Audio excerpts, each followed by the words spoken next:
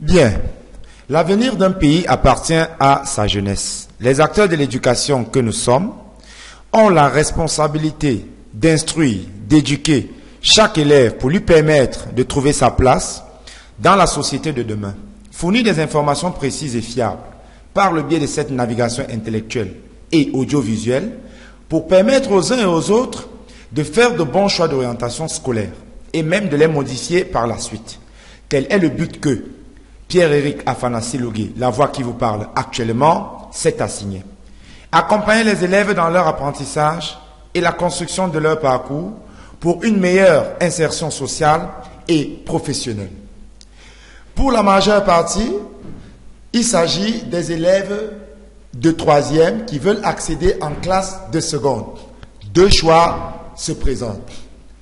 Il y a le choix de la seconde A, c'est-à-dire pour les littéraires, et celui de la seconde C pour les scientifiques. Découvrons ensemble les facteurs gênants et les problèmes majeurs que nos élèves rencontrent quand ils doivent faire leur choix. Grosso modo, je vais commencer par parler de 4 types de problèmes. Le problème peut se résumer en 4. Ceux qui haïssent la géométrie. La seconde C, c'est tout de même 14 chapitres de maths, dont 7 de géométrie, obligés d'aller en seconde A. Deuxièmement, il y a ceux qui détestent les langues. Allemand, espagnol, anglais. Ceux pour qui l'anglais est même un cauchemar. Direction seconde C. Dans un troisième point, il y a ceux des élèves qui décident, qui détestent tout autant pour moi, ou du moins ceux qui disent « je n'ai pas le choix ». Bien évidemment, ils iront en seconde A. Et enfin, il y a ce cas particulier des élèves que j'ai nommé les vantards. Ceux pour qui la seconde C, c'est pour les plus forts, et ils y inscrivent un gros C au devant de leur tenue, et que la seconde A était pour les plus faibles. Chers candidats, détrompons-nous. Et afin d'éviter toute perdition, nous vous invitons dans le même site pour des cours détaillés des 2 premiers chapitres de maths, physique et chimie de ces classes de seconde A et C. Mais avant tout, sachez que c'est gratuit pour les vacances et, comme cette citation de Pierre de Corneille, c'est une imprudence d'écouter trop d'avis et de se tromper au niveau du choix. Voici tout de même un avant-goût du tableau comparatif entre les 2 secondes. La seconde C et la seconde A, le domaine des mathématiques. La mathématique en seconde C, nous l'avons dit tout à l'heure, précédemment autant pour moi, c'est 14 chapitres répartis en 7 de géométrie et 7 de numérique. Alors que la seconde A, c'est 7 chapitres de numérique uniquement. Parlant de la physique, c'est 11 chapitres pour la seconde C contre 6 pour la seconde A. La chimie, plus ou moins équilibrée, c'est 6 chapitres pour la seconde C et 5 pour la seconde A. La deuxième langue vivante, elle n'existe pas en seconde C, bref, elle a disparu. C'est-à-dire, si vous faisiez allemand, il n'y a plus d'allemand en seconde C, ou espagnol ou arabe, ou je ne sais pas trop quoi, anglais renforcé. Tandis qu'en seconde A, elle se précise. Les autres matières comme histoire, géographie, EC, EPS, etc., seront toujours les mêmes en seconde C qu'en seconde A. Prenons maintenant les cas particuliers de toutes les matières suscitées. La mathématique, une sacrée différence. Tout part du coefficient de mathématiques dans la classe de seconde C. En seconde C, le coefficient de mathématiques, c'est 6, c'est-à-dire sur 120. Ça, c'est les scientifiques. Par contre, en seconde A, le coefficient de la mathématique, c'est 3. Ce sont des littéraires. Et la partie qui lie les 2 classes est bien sûr les activités numériques. Parce que, souvenez-vous, nous l'avons dit, qu'il n'y a pas d'activité géométrique pour les classes de seconde A. Dans le premier module qui concerne l'ensemble des nombres réels, il est vu tant en seconde C qu'en seconde A. Même si au niveau des exercices, c'est un distinguo total. Le deuxième module, constitué de 2 chapitres, à savoir équation, inéquation et système. Le 4e module parlera des fonctions, c'est-à-dire la représentation graphique des fonctions et l'étude des fonctions. Et enfin, le troisième module qui parlera des statistiques.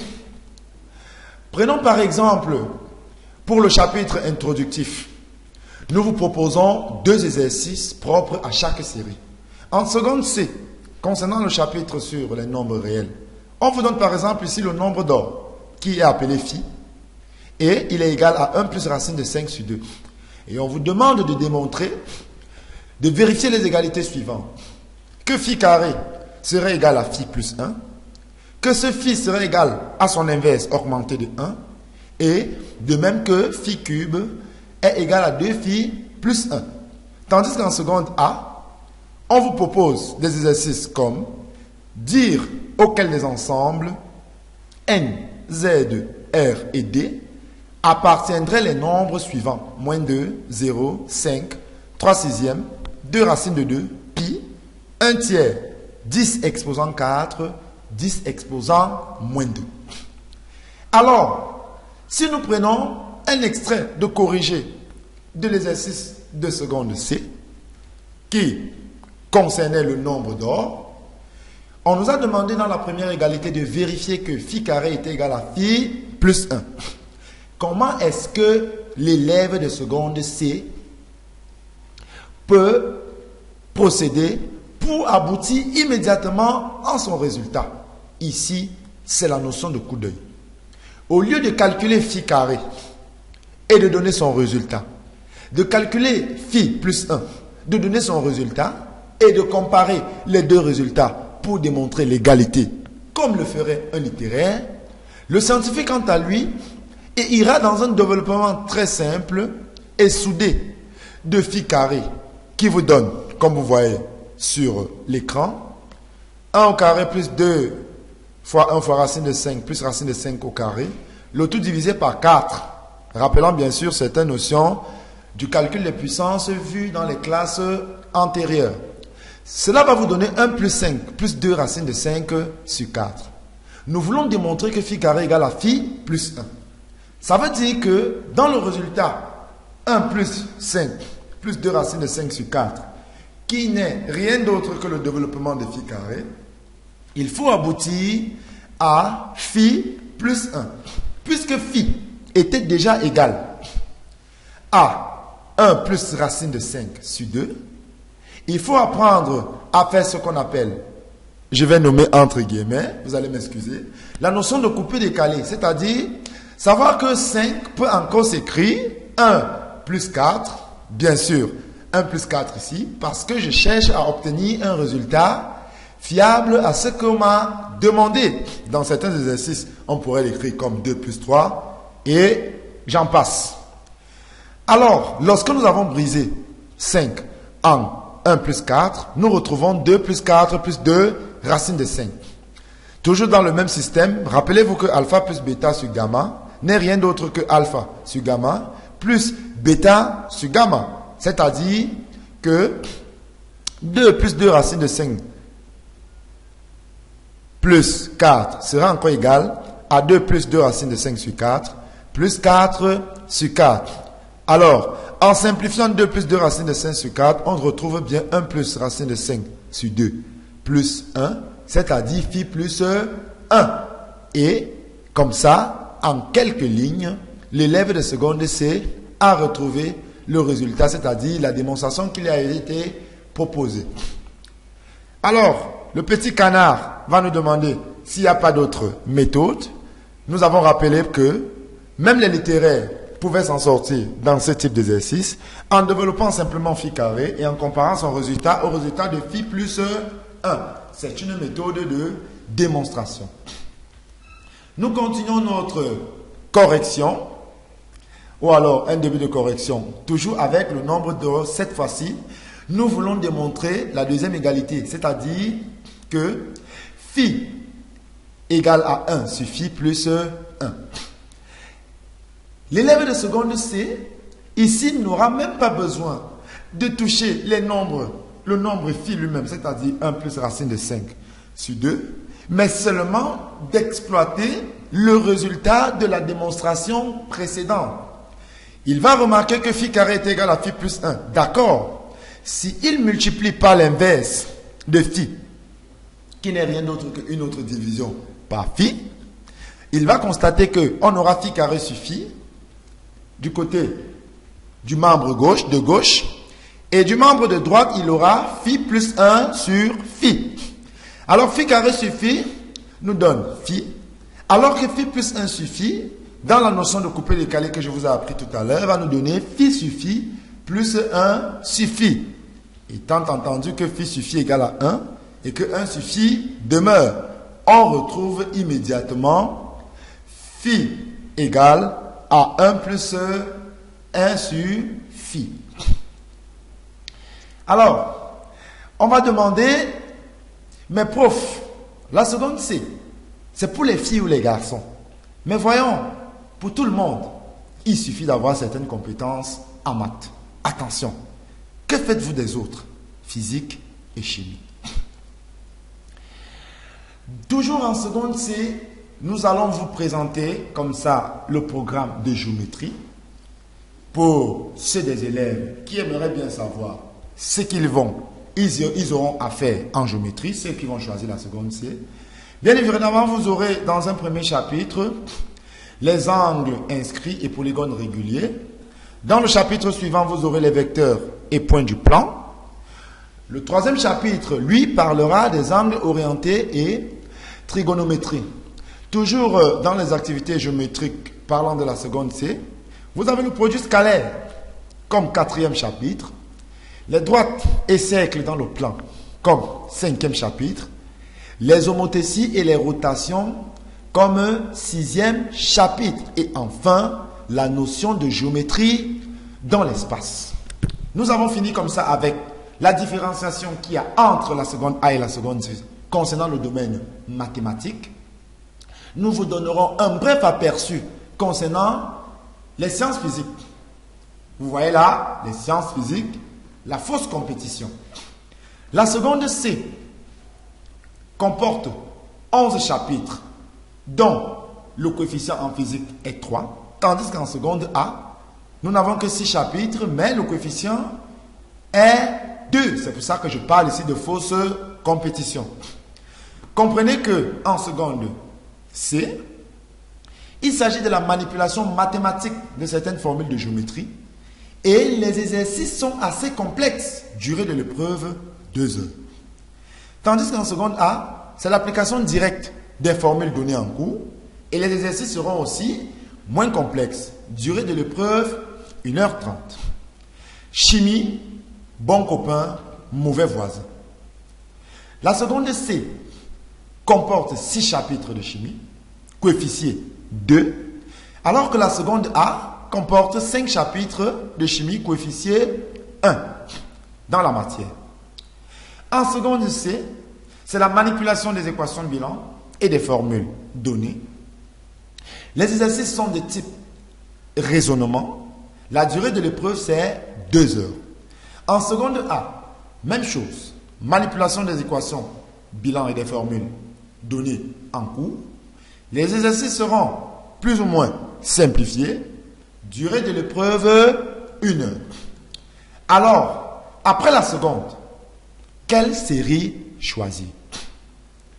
Les élèves, durant l'année de seconde C ou A, au premier trimestre, ils ont pris le temps de réflexion. Au deuxième trimestre, les choix commencent à se préciser entre la A, la C et la D. Et enfin, au troisième trimestre, c'est le temps des décisions.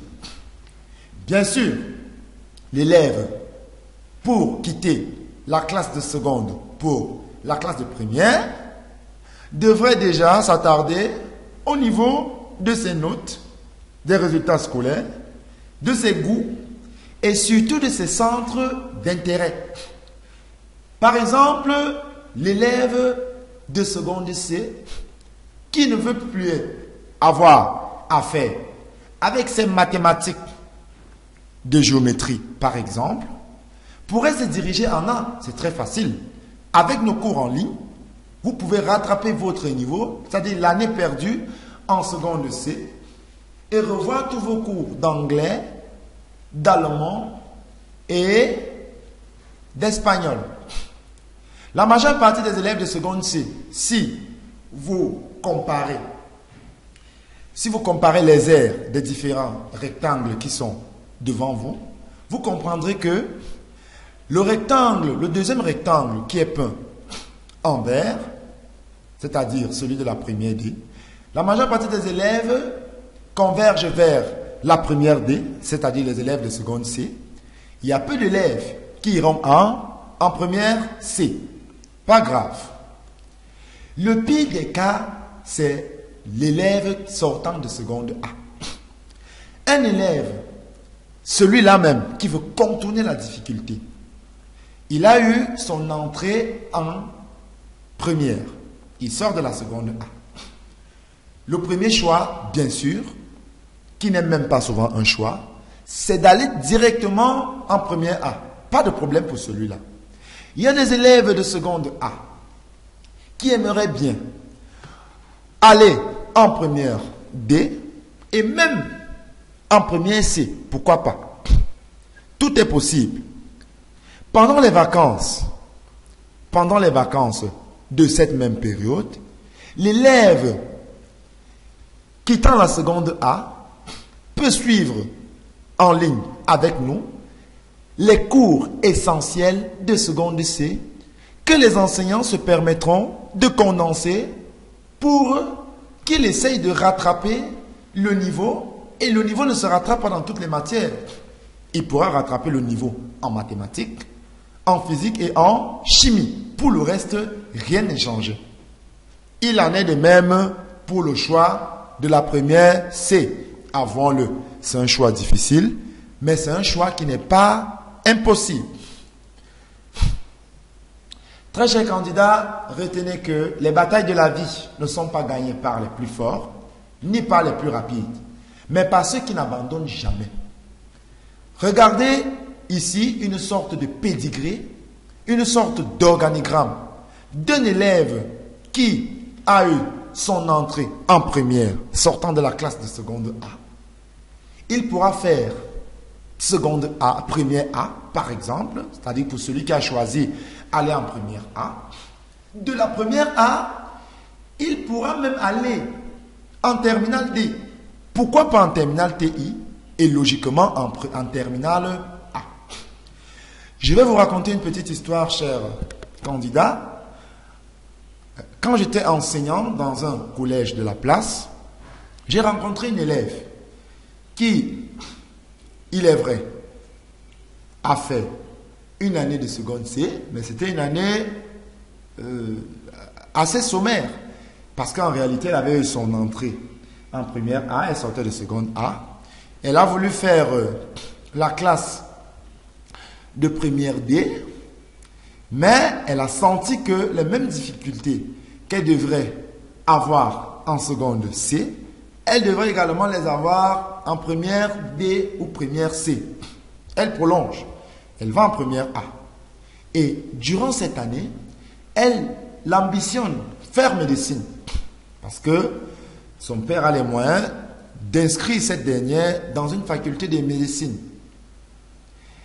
Alors, elle vient à ma rencontre. Elle me dit, monsieur, vraiment, je ne sais pas comment je vais faire avec des diplômes littéraires pour entrer dans une école de médecine comme le CUS, comme l'Université des Montagnes, comme l'ISTM, par exemple. Je lui dis, c'est très simple. En première A, vous avez des chapitres de physique similaires aux chapitres de physique de terminale D. Sauf que, en terminale D, ces chapitres sont un peu plus accentués.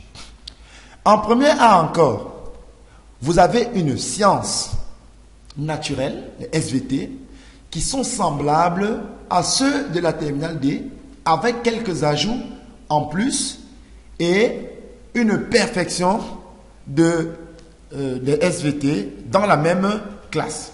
Alors, pourquoi pas tenter le coup? Si vous voyez également le même programme en physique, même s'il est sommaire. Alors, ce que je vais te proposer, c'est de travailler pendant les vacances avec moi, bien sûr, avec ces cours en ligne aussi, et tout sera possible. J'ai commencé à travailler avec elle, du début à la fin de l'année. Des petites ouvertures, des fenêtres. Ça a été un dur labeur.